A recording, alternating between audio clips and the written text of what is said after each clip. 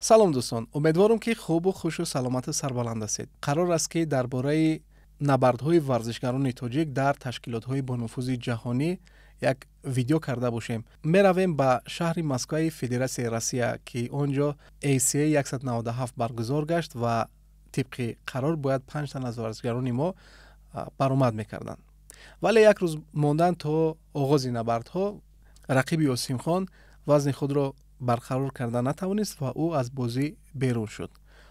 ҳамин гуна Осимхон берақиб монд. ӯ хеле ғамгин гашт, вале чунин ҳолатҳо дар тамоми нави варзишҳо, яъне ки дар тамоми варзишҳо чунин ҳолатҳо мешаванд. набарди сеюм дар ин шом набарди варзишгари тоҷик, яъне Ҳофиз Соқибеков буд. ӯ чанд набарде ки пештар дошт, ростӣ агар мушоҳида кунед, ҳамин видеоро як бори дигар гирена тамошо кунед, пурра фарқкунанда аст. Ҳофиз дар ҳама ҳолат пешсаф буд, дар ҳама ҳолат тайёр буд, дар ҳама ҳолат ӯ аз дигар набардҳое ки гузаронда буд, ӯ фарқкунанда буд. бемуҳобо худ бинед, қазоват кунед. вале як зарба, як амал, як хоҳиш бигем, агар хато нахоҳем кард, ин ҳамаро маҳрум кард, яъне ки ҳамаро сӯзонд. дар ҳоле ки фикр мекунам дар ҳамаи раундҳо бар нафи Ҳофиз дониста мешуд, вале ҳамон зарбае ки ӯ зад, ин ҳамаро барбод дод. ҷои таассуфам буд, чаро ки Ҳофиз бениҳоят мехост ки ӯ дар ин шом дастболо бигардад. албатта хоҳиши ҳар як варзишгар ҳамин аст, вале нақшаҳои дигар ҳам дошт Ҳофиз. пас аз ин набард ман фикр мекунам ӯ мехост як бигӯям як камбеки навбатӣ ва ё ки намедонам як визифи навбатиро ба ягон варзишгарони топ додан мехост. ҳарчанд тамоми варзишгарони дунё мехоҳанд бо варзишгарони мо, яъне ки рақобат карда бошанд. чаро ки мо фан-клуби бақувват дорем, ҳарчанд ки менеҷерҳои чандон хуб ҳам надошта бошем дар ММА, мо фан-клуби бақувват дорем ва аз ин лиҳоз дигар варзишгарон мехоҳанд бо мо бо варзишгарони мо рӯбарӯ оянд ва ҳамон медикаи худро якам боло бурда бошанд. ва ҳамин гуна рақобати Ҳофизро ман ҳамин гуна дарёфтам ки рақиби ӯ мехост ошнотар шавад дар ҷаҳони ММА. ҳарчанд ӯ корномаи хуби варзишӣ ҳам дорад дар ҷаҳони ММА, вале боз як бигем қадами дигар ба сӯи муваффақият гузошт дар корномаи худ. пештар аз ин набард ӯ бо яке аз варзишгари дигари ҳамин намояндаи Перу рӯбарӯ омада буд ва он ҷо ҳам чунин иштибоҳ кард. ҳамаи раундҳоро дар даст дошт, ҳарчанд буданд ҳолатҳое ки ӯ масалан зарбаро истиқбол мегирифт, зарбаҳои рақибро, вале тамоми доварон фикр мекунам ки бартариятро барои Ҳофиз яъне дода буданд. вале як иштибоҳ чӣ гунае ки дар ҳамин рақобат рух дод, ҳамин гуна ӯ ҳам иштибоҳ кард ва натавонист ки он ҷо дастболо бигардад ва хеле таассуф хӯрд, хеле иштибоҳи худро дарҳол дар сомонаи иҷтимоӣ баромад, гуфт ки ман чӣ гуна иштибоҳ кардам ва намебояд ин гуна яъне амал мекард дар ҳамин набарде ки бар муқобили Барзола дошт. хуб, дигар ҷои таассуф нест. корномаи варзишии ӯ дар корномаи варзишии ӯ аллакай як бохти дигар зам шуд ва акнун ман бовар дорам ки Ҳофиз пас аз ду имтиҳон ӯ албатта хуб фикр мекунад ва дигарбора мо доим Ҳофизро дастболо мебинем. акнун меравем ба набарди Искандар Мамадалиев. ҳеҷ бовар нокарданист ки дар раунди аввал Искандар бо як бигем тайёрӣ, бо як ҳамун рақибро нафаскашӣ намемонд. чӣ дар партер, чӣ дар росто, ҳама ҷиҳата ӯ пешсаф буд.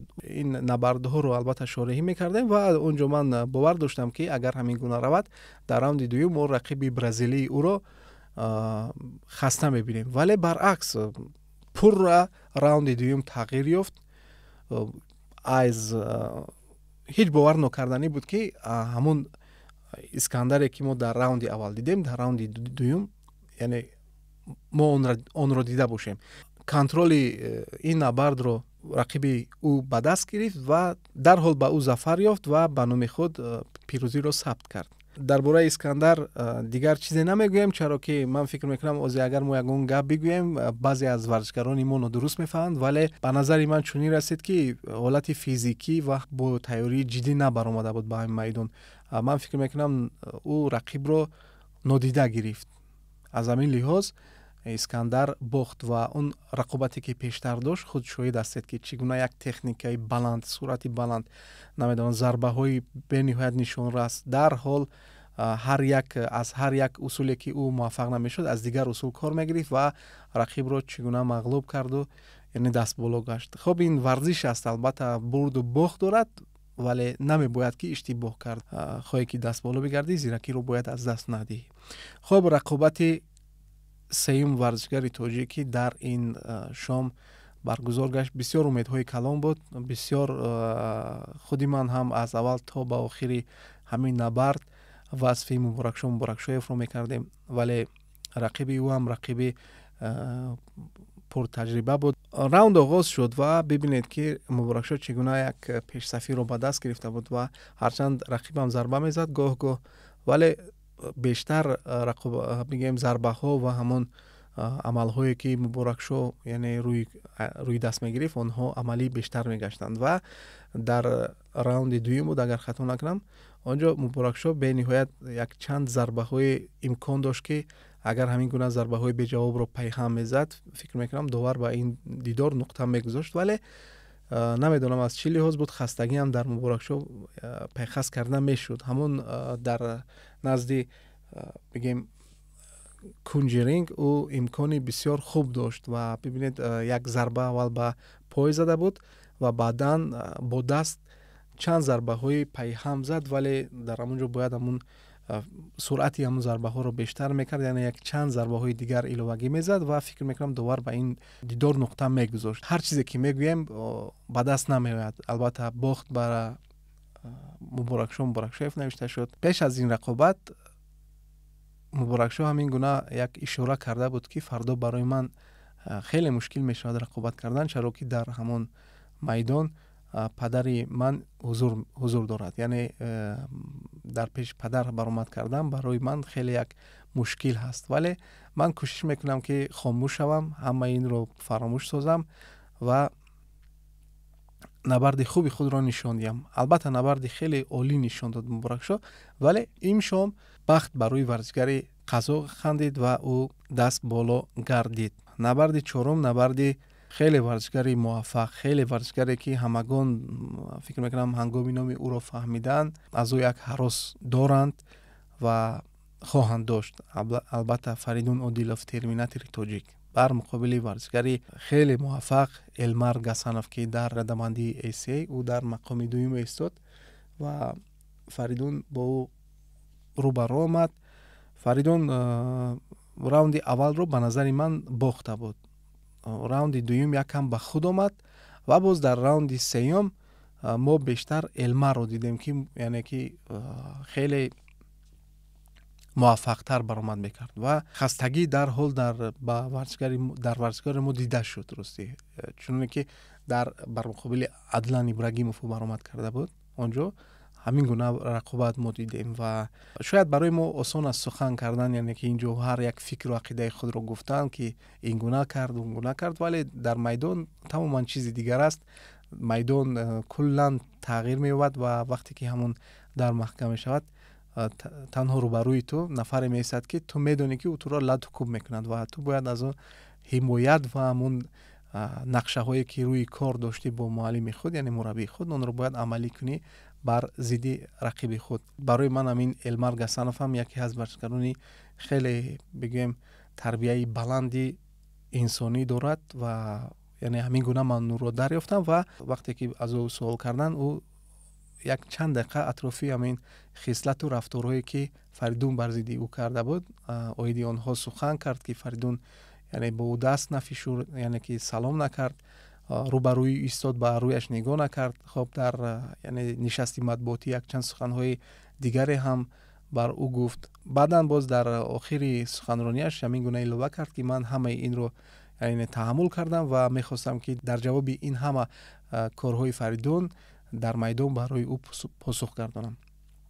و یک پاسخ خیلی ضربه بگیم تلخ برای ما کرد. البته ما نیز البته حمایت از ورزشگران تاجیک میکنیم و این برای ما هم بسیار دردناک است که یک ورزشگر تاجیک نمیتواند مثال دست بالا بگردد. در صورت پیروز گشتن آنها ما نیز به نهایت خرسند میگردیم و در همه جا وصل میکنیم و در سامانه اجتماعی راستی من به نهایت غمگین گشتم هرچند هنگامی که این شارحی میکردیم این نبردها رو. ولی چه علاج؟ چون بزرگان میگویند هر نفری که عرق جبین بیشتر میریزاند او ورزشگر در نبرد خود موفق میگردد و این شام پر را بخت برای ورزشگران ما نخندید و ما نتوانستیم که یعنی دست بالا بگردیم. یک چیز دیگر رو میخواستم گفتن. نورالله علیف همین نبردها رو چنین شرح داد که باید ورزشگران ما یعنی که همین ورزشگرانی که در ایسیای برآمد میکنند آنها باید مربی و همون مکتب خود رو عوض کنند، چرا که زمانی اومده است که آنها باید مکتب رو عوض کرده باشند و تمرین های خود رو تمرین هایشان رو باید در دیگر بگیم کشورها گذرانده باشند. گفته های نورالله هم حقیقت دارند، چرا که او خود این مکتب ها رو علاقه گذشته است و او میتواند که مصلحت دهد به ورزشگران تاجیک. از تشکیلات ایسیای میرویم به جهانی UFC.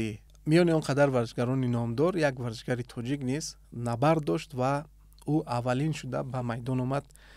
3 راوند بر مقابل ورزشگر برزیلی برآمد کرد، هرچند رقیبی او هم رقیبی بنیاد تجربه دار. او چندین نکاوت ها رو دارد در جهان MMA و اون نقشه که ورزشگر برزیلی بر بگیم روی ورق داشتن با مربی خود در راوند سوم کار داد و نکاوت نوبتی خود را برای ورزشگر ما روا دید و محمد نعیموف یک ناکامی دیگر را در کارنامه خود نوشته کرد. ولی یک چند ورزشگران دیگر ما نیز در جهان MMA هرچند که تشکیلات های پایانتر هم باشند ولی در ورزش کسبی یعنی محاربه کسبی آنها توانستند که غلبه به دست بیارند. از قبیل اکرم مزکف که او نیز یکی از ورزشگران تجربه دار و مکتبی بزرگی محاربه های و مقطع غیر کسبی رو گذاشته است، او توانست که در نبرد نوبتی خود یعنی دست بالا بگردد. باز هم میگویم که دل شکسته نمیشویم. این ورزش است، برد و باخت دارد. البته اون ورزشگرانی که بر مقابل شما رو بر آمدند آنها هم در کارنامه ورزشی خود یعنی باخت ها دارند. آنها هم این مکتب ها رو گذاشتند و پس از هر یک غلطیدن باز خیستن است و فکر میکنم که این بار شما میخیزید و باز نبردهای عالی خود رو نشان میدید و بگه مخلصان MMA تاجیک را باز خرسند خواهید کرد. در آخر گفتنیم که شما ورزشگران بهترین نفرانی هستند که پرچم تاجیکستان و نام کشور ما را در عرصه‌های بین المللی بلند می‌بردارید، چون سخنی هست که ما را در جهان به همگان بیشتر آشنا کرده است. این هم این سخن زیبای پیشوای ملت تاجیکستان به پیش، پرچم برداران ما به پیش. دوستان عزیز، اگر این کانتنت ما برای شما پسند آمده باشد شما میتوانید در زیر خط این ویدیو نوشته های خود را و همان که جای اگر اشتباه کرده باشیم اون رو نوشته کرده باشین تا ما پای آن کار کرده باشیم. تا ویدیوهای دیگر.